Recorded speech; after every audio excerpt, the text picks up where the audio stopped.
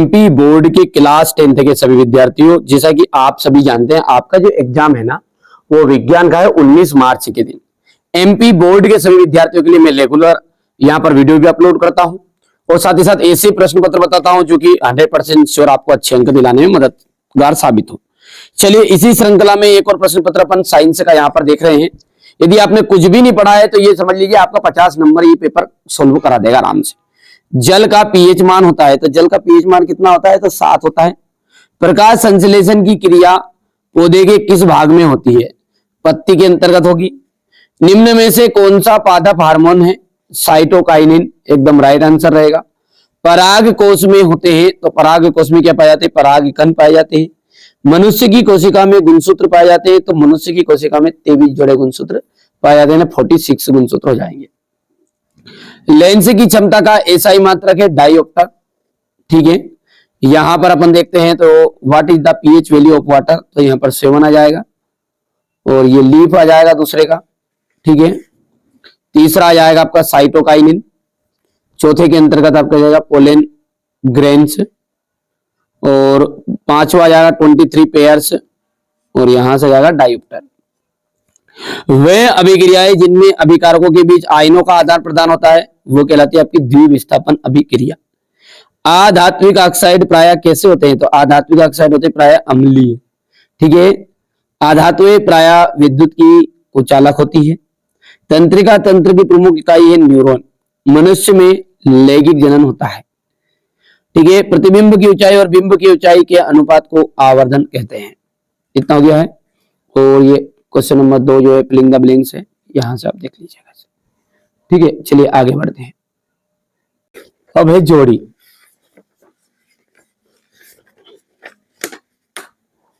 Nephron, nephron को कहते हैं वृक्क की संरचनात्मक इकाई।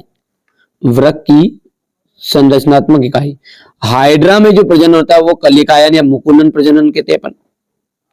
आनुवंशिकी के जनक कौन है, ग्रेगर जॉन मेंडल।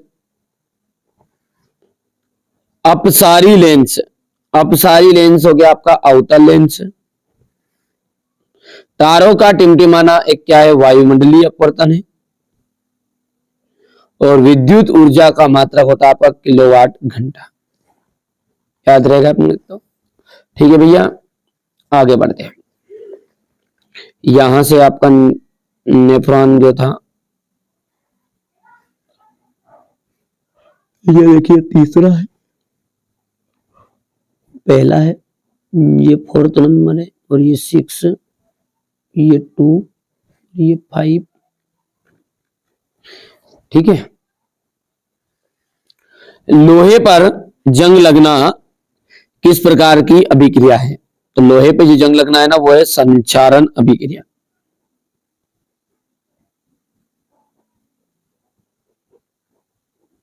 संचारण।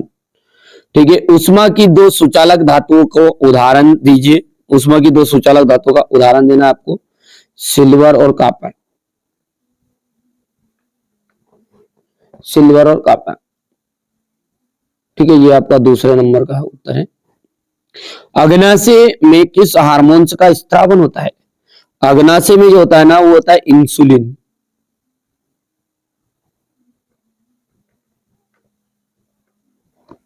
इंसुलिन। मनुष्य के में शुक्राणु जनन की क्रिया कहां होती है, तो मनुष्य में शुक्राणु जनन की क्रिया होती है वृषण में। दर्पण फॉर्मूला क्या है, दर्पण फॉर्मूला है 1/f इक्वल हो गया 1/v प्लस 1/u। श्वेत प्रकाश के विक्षेपण में किस रंग का प्रकाश का विचलन सर्वाधिक होता है, देखिए सबसे ज्यादा सर्वाधिक जो विचलन होता है ना वो होता है बैंगनी रंग का।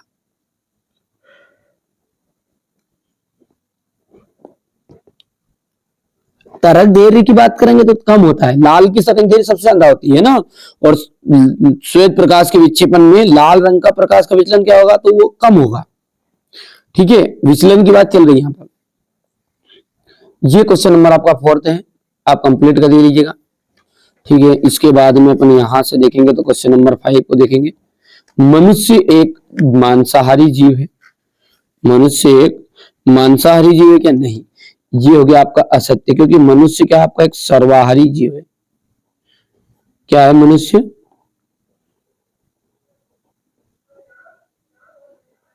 सर्वहारी जीव।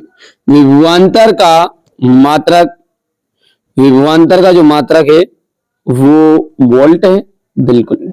विभव और विभवांतर दोनों का मात्रक वोल्ट ही है। विद्युत चुंबक एक स्थायी चुंबक है, असत्य है, क्योंकि ये आपकी एक अस्थायी चुंबक है।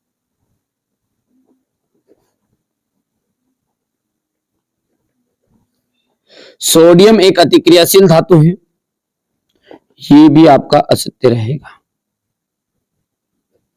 सोडियम एक अतिक्रियाशील धातु है, भैया सत्य है, नहीं गलती गलत गलत कर दिया, गलत कर दिया। सोडियम क्या एक अतिक्रियाशील धातु है, सत्य है।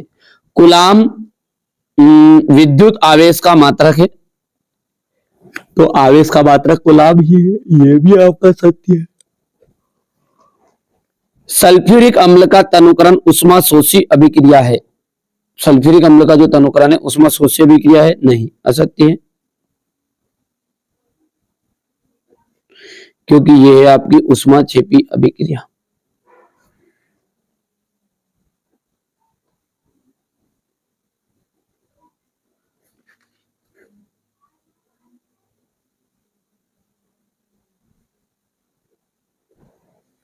उष्माक्षेपी अभिक्रिया है, हो गया। चलिए, तो यहां पर अपन बात करें तो ये आपका ट्रू है, टी लिख देता हूं मैं। ये आपका फॉल्स है, और दूसरा जो है वो आपका ट्रू है, और तीसरा जो है वो है आपका फॉल्स। चौथा जो है वो क्या है आपका, चौथा है ट्रू, पांचवा है आपका ट्रू, छठा जो रहेगा वो रहेगा आपका फॉल्स, हो गया। यहां से देखिए विस्थापन अभिक्रिया किन्हें कहते हैं, उदाहरण लीजिएगा। संचारण और विक्रमगंधिता को परिभाषित करना है आपको। उभयधर्मी ऑक्साइड क्या होते हैं, दो उभयधर्मी ऑक्साइडों के नाम उदाहरण देना है। अयस्क और गेन की परिभाषा आपको देनी है, हो गया।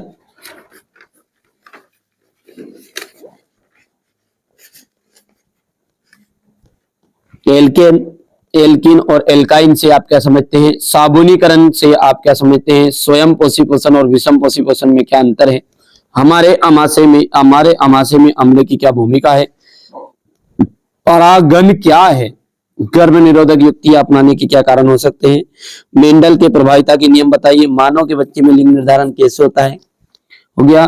लेंस की क्षमता से आप क्या समझते हैं, इसका मात्रक क्या है। उस उत्तल दर्पण की फोकस दूरी ज्ञात कीजिए जिसकी वक्रता त्रिज्या 32 सेंटीमीटर है। गोली दर्पण के वक्रता केंद्र की परिभाषा देनी है। समतल दर्पण के दो उपयोग लिखना है आपको, हो गया इतना। समतल दर्पण के दो उपयोग हो गए हैं। विभवांतर किसे कहते हैं, इसका मात्रक। विद्युत धारा के उष्मीय प्रभाव से आप क्या समझते हैं, परिनलिका किसे कहते हैं, चुंबक के निकट लाने पर दिक् सूचक की सुई विस्थापित क्यों हो जाती है। किसी क्षण चुंबक के चारों ओर की चुंबकीय क्षेत्र रेखाएं बताइए। दिष्ट धारा के दो स्रोतों के नाम बताने हैं आपको। उत्पादक किन्हें कहते हैं, उदाहरण दीजिए। आहार श्रृंखला एवं खाद्य जाल किसे कहते हैं। उष्माक्षेपी और उष्माशोषी अभिक्रिया को उदाहरण सहित उन वियोजन अभिक्रियाओं को एक समीकरण द्वारा समझे जिसमें उष्मा प्रकाश विद्युत की ऊर्जा के रूप में प्रदान की जाती है। तंत्रिका कोशिका न्यूरॉन का नामांकित चित्र, मनुष्य के मस्तिष्क का नामांकित चित्र बताना आपको, ठीक है। निकट दृष्टि दोष, दूरदर्शी दोष और जरा दूरदर्शिता को समझाइएगा। तो होने का सोडा, बेकिंग सोडा के दो महत्वपूर्ण उपयोग।